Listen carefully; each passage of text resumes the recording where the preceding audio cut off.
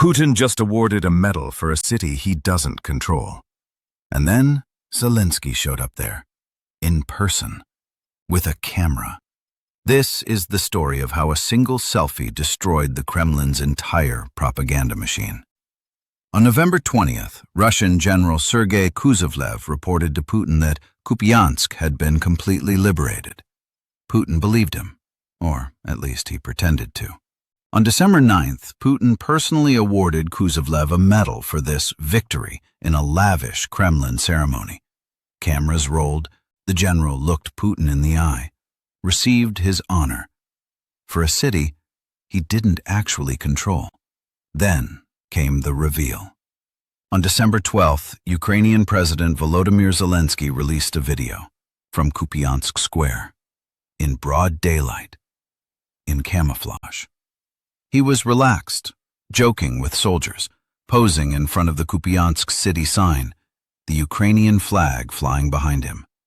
The Kremlin's authority collapsed in seconds. This wasn't just a military embarrassment.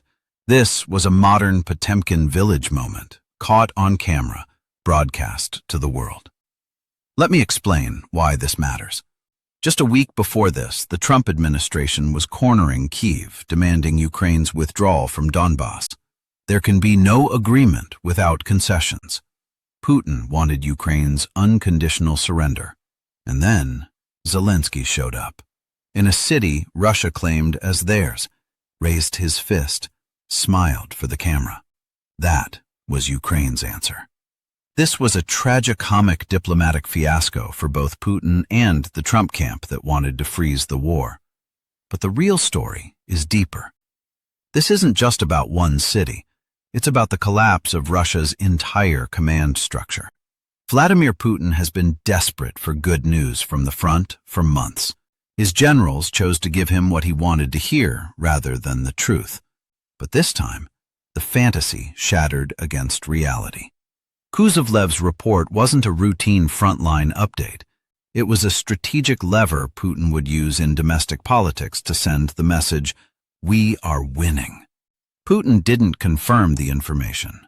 Maybe he couldn't. The circle around him has become a filter that only lets in lies that please him. During the December 9th ceremony, Putin's face reflected the illusion that everything was under control. General Kuzovlev, looking him in the eye in front of millions, received an award for a city actually controlled by Ukrainian soldiers.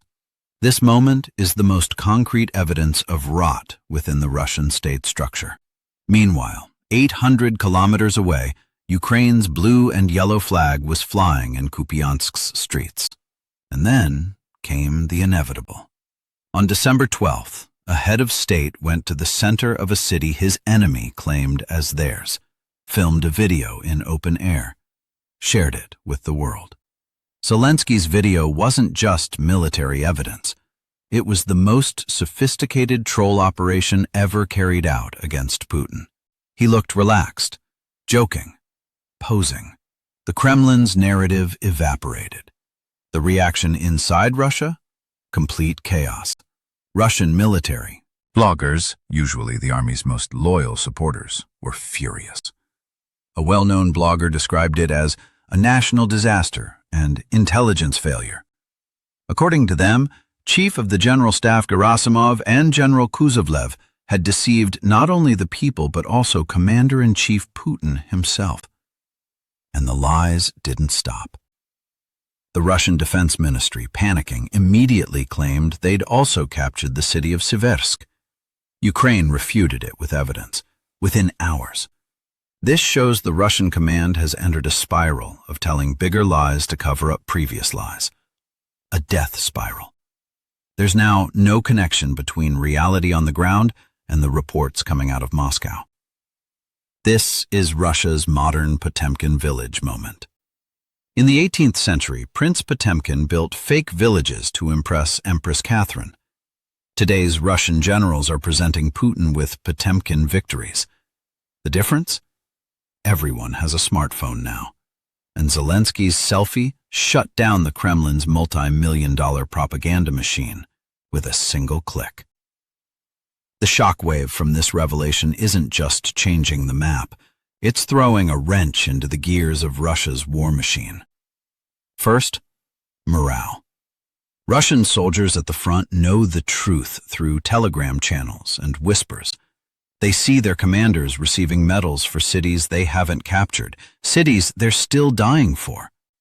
This destroys the sacred bond of trust between soldier and command. The thought spreads like poison.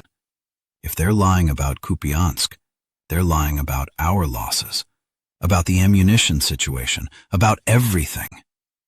According to Ukrainian intelligence, surrender rates among Russian troops increased significantly following this incident. Second, Putin's image. The Russian people watched the medal ceremony on state television. Then they saw Zelensky standing in that same city. The realization that the emperor has no clothes, this is the greatest fear of totalitarian regimes. Russian military bloggers' anger is an expression of society's pent-up rage. They're saying, it's not the Ukrainians defeating us, it's our own lies. Putin's image as a strong leader took a major hit.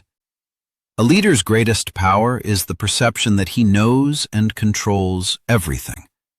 But if his own generals can lie to him, and he rewards these lies in front of millions, that's not strength. That's weakness. Among the Russian elite, the question is being asked louder behind closed doors. Is the boss no longer in control? Third, strategic paralysis. If the maps are lying, where does artillery support go? Which routes do supply convoys take? Strategies built on false reports turn into tactical disasters that cost real soldiers' lives. A logistics plan based on the assumption that Kupiansk has been taken means convoys falling into Ukrainian ambushes, battalions being destroyed. The Russian army is fighting blindly in a fog of war created by its own lies. Fourth, internal purges. General Kuzovlev disappeared after this fiasco. The search for scapegoats has begun. Failure is forgivable in Russia, but making the Tsar look foolish? Never forgiven. As figures like Gerasimov throw lower-ranking generals under the bus to protect their own positions, factionalism within the army deepens. This internal conflict is eroding the Russian army's integrity more effectively than Ukrainian missiles. Let's place this on the global geopolitical table. As Trump's peace plans and freezing the front line scenarios are discussed, the Kupiansk lie weakens Moscow's hand at the diplomatic table. Russia planned to sit at negotiations saying, "We control these cities, accept reality." Ukraine proved on the ground that this reality is an illusion. If Russia can claim to control a city it doesn't, who can trust its claims about Luhansk, Donetsk, or Zaporizhia?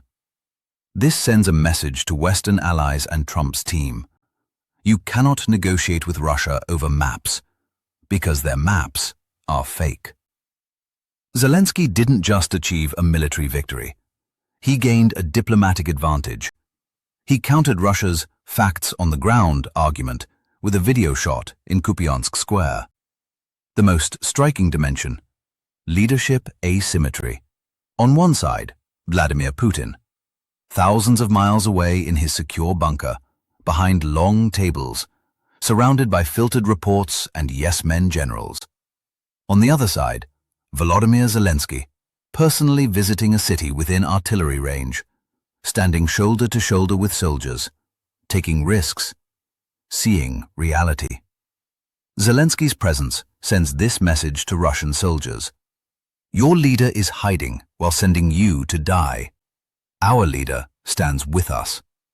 This is a psychological factor that directly affects the will to fight. Putin's macho leadership cult is crushed by this image of cowardice. How can a leader who doesn't dare visit territories he's declared his own, annexed according to the Russian constitution, claim rights over those territories?